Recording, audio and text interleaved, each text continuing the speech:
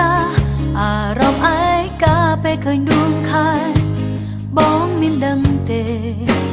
បេងដងតែងតែយំភាពឯកាគួរឲ្យខ្លាចបនឡាញអារម្មណ៍ពីបាក់ទ្រាំព្រោះដួងចិត្តមិនព្រមបំភ្លេចវេលាថ្មនេះ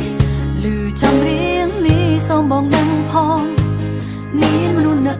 បងទោះបីបងព្យាយាមភ្លេចមានរឿងជាច្រើនមិនចង់ចាំក៏ចាំជានិច្ចនៅតែរស់ក្នុងស្រមោលអតីតទោះដឹងការពិនមិនអាចបកក្រោយតើមានបនណាឲ្យបងនឹកអូនឲ្យបងស្រឡាញ់អូនលើកទីពីរគ្រប់ចម្រៀងនៅក្នុងលោកនេះតើមានបនណាឲ្យបងនឹកអូនមានចម្រៀងណាស្ដាប់ហើយនឹកអូនចម្រៀងដែលអាចកែប្រែចិត្តបងឬក៏មានតែបទចម្រៀងដែលប្រាំថាអូននឹកបង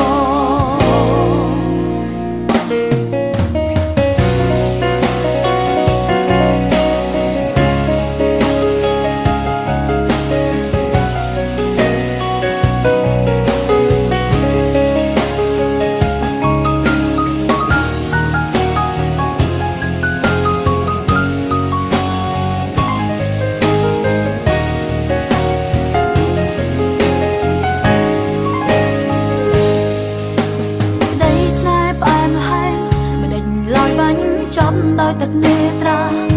តើគួរប្រាប់អ្នកណាពីអារម្មណ៍ឯកាពេលភ្លៀងរឿងកន្លងបានត្រឹមចងក្រងជាចម្រៀងព្រោះបងចូលចិត្តស្ដាប់ចម្រៀងទើបអូនខំជាងក្រែងបងបានលឺ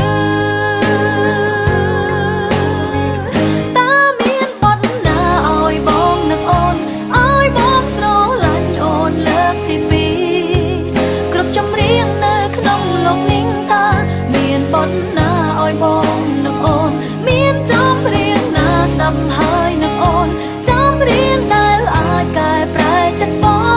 ងឬក៏មានតែបទចម្រៀងដែលប្រាំថាអូននឹកបង